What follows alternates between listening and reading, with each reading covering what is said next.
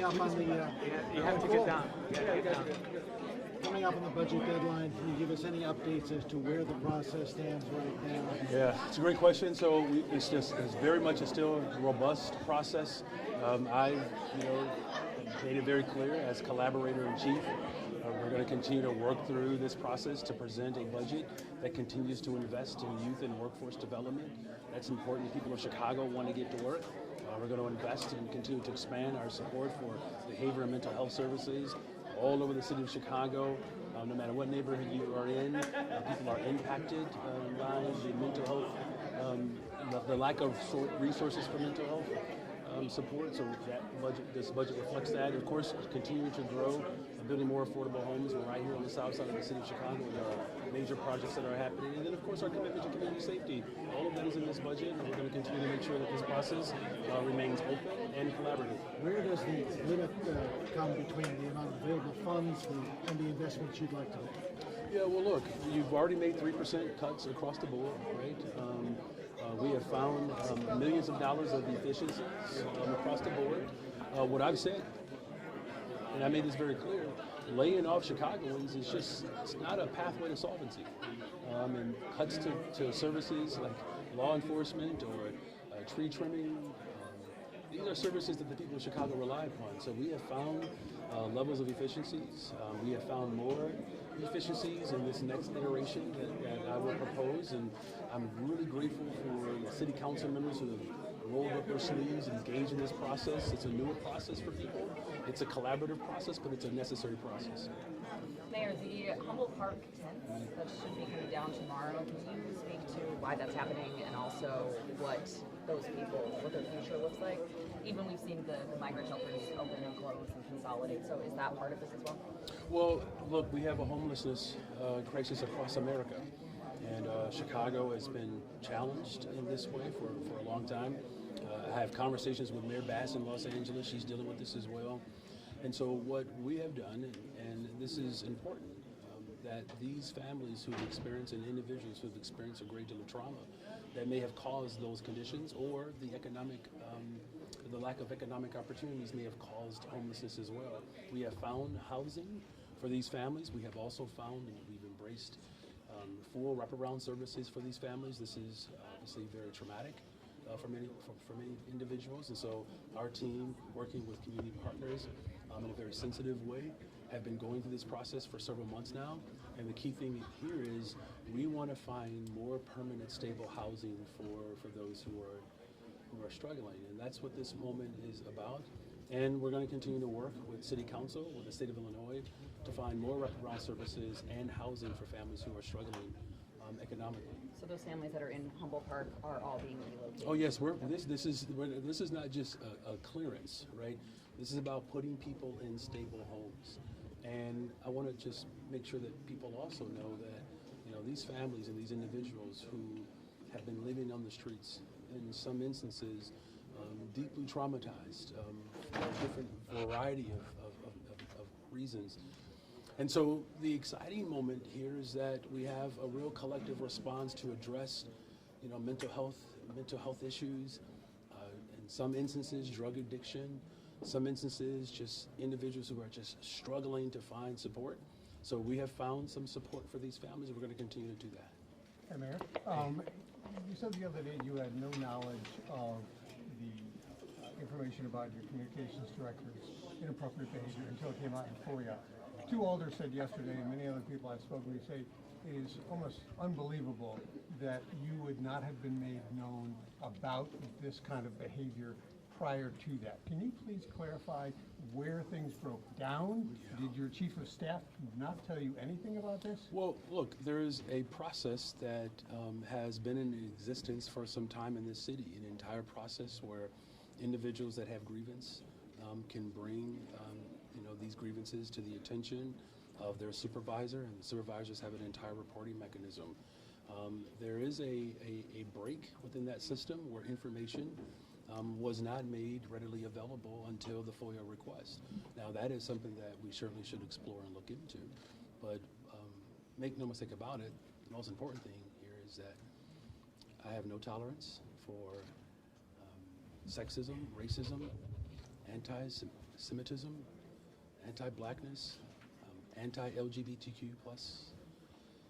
These don't reflect my values, right? And so I'm going to continue to work with all of government to ensure that city government is a safe, welcoming space for people to work, and that where grievances, when they do and if they do arise, that there are systems in place that allow for a process that gives us the best set of tools to be able to address whatever grievance has been brought forward. But 4 days before Ronnie was fired, FOIA request revealed that you texted Stacey Davis Gates saying, "Ronnie!" exclamation point, call me, meeting of the elders or something like that. This suggests that you knew something prior to when the FOIA's revealed all the details. Well, as I said before, when the FOIA request came in and those details were made available in the public, that's when I saw them. Should you have known earlier? Well, again, the process that I inherited. I mean, this is your communications director and somebody you've known for a long time. Shouldn't you have been made aware of these issues long before? Well, again, as I've said repeatedly, that the process by which grievances are filed, information to its fullness was not made available until the FOIA request came in. And as I said repeatedly, I'm going to continue to work to ensure that we have a working environment that is supportive and safe for all workers. Sarah?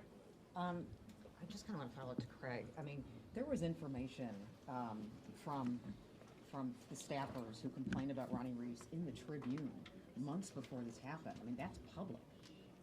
So I don't know how you could, were you not even aware of what was already out there in public? Well, I think if you're referring to individuals that were dismissed from the department, that's a personnel matter, right? And as I've said repeatedly, we don't discuss personnel matters. But when those individuals who were dismissed from the city of Chicago as employees, there was no discussion around or information around their specific interactions with their supervisor at that time. And then just to switch subjects to the school board, your appointed school board through their attorney asked to buy out Pedro Martinez's contract. He declined. Can you comment on that? And also specifically, why do you want Pedro Martinez out? Is it about the loan? Is it about the contract? I mean, specifically, why do you want Pedro Martinez to be fired? Yeah, so here's what I want. I want fully funded schools. And so I've directed my school board to carry out the vision that the people of Chicago have. And that's making sure that we have smaller class sizes, social workers and counselors and therapists and psychiatrists and psychologists, sustainable community schools. This is about a vision for the entire school district. This is not about one individual. It's about the hundreds of thousands of families that require our system to actually work for every single neighborhood, from the north side to the southeast side and everywhere else in between. That is my vision for public education. As far as this particular matter, I cannot speak to, the board's closed session or conversations pertaining to representation. There's a clear delineation, distinction between my office as well as the Board of Education.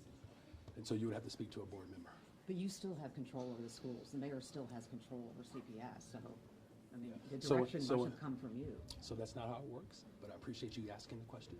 So the board, in this instance, particularly in closed sessions and legal representation, there is a separation between the mayor's office and that particular process. So I cannot speak to that, but those are questions that you are more than welcome to raise to the board. Hi, Mayor. Hi. So if the October 19th text you sent to Stacey was not about the allegations surrounding Ronnie, what were they about? So I have conversations and text messages with a variety of people, and I've communicated to Stacey on a number of occasions of where there are opportunities for us to continue to grow, our city through the lens of public education. But again, the information that was revealed through FOIA requests is when I discovered that thorough information like everybody else. So if the optics of that text message aren't what they look like, why can't you say more about what was the matter that day? I'm actually saying more than more, in fact. You've asked me a number of times about how much information did I know, and I've said repeatedly that when the FOIA request came through and it was made public, that's when I found out about the full set of accusations, right, that were raised. Mayor, you've mentioned a number of times now that there's a looming threat in the White House coming up. You know, is there anything that your office or the city is doing to shore up protections for communities that might be vulnerable to attacks from DC as we kind of lead up to inauguration? Yeah, thank you for that question. So, you know, we're going to double down on our efforts to protect public education. And so I've directed my board to speak to that, and they're doing that. And we're going to protect public education against any attack from the federal government that would undermine the progress of our institution. Housing is another one. It doesn't get discussed enough, but in the president-elect, former president's first term, he began to start a process to undermine support for CHA. His administration has shown a great deal of hostility towards vouchers as it relates to public housing. We're going to shore up our efforts to ensure that AMI and more affordable homes can be built. Of course, there's an ongoing threat for the returning residents, where he's directing his Department of Justice to move on policies that are quite draconian and backwards. So we're going to provide support there, right? This is why this Office of Reentry is so critical and important for us. And it's a part of our overall public safety plan. And then finally, of course, we're going to continue to show up for our immigrant population. There are 30,000 Ukrainians in the city of Chicago right now that we know of that receive federal support. We're going to do everything in our power through our office. That's why we designed this Office of Immigrant, Migrants, and Refugee Rights to support families, whether they're coming from Ukraine or Central America or coming from the continent of Africa. This is a city that prides itself off of its diversity from all parts of the globe, and will continue to remain that.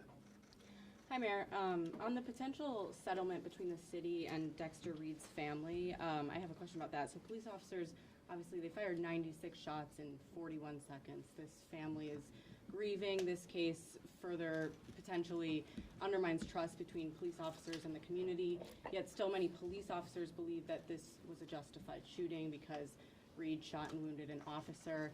Do you expect officers to be upset about this settlement, and how do you balance those two? How are you speaking to police officers? Well, look, we're speaking to the residents of Chicago.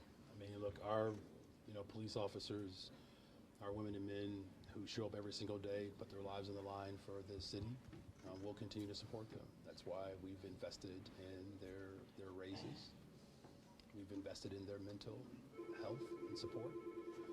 We've invested in promoting people, right? So 200 more detectives so that we can solve crime. We've also invested in our public health system as a whole so that we can alleviate law enforcement from showing up to mental health crises. All of that is critical to ensure that police officers are not being asked to do every single thing in the city of Chicago. We thank them for their bravery. But it's also incumbent upon all of us to make sure that we restore as well as build trust within the community. And for a very long time in this city, there's been disruption to that.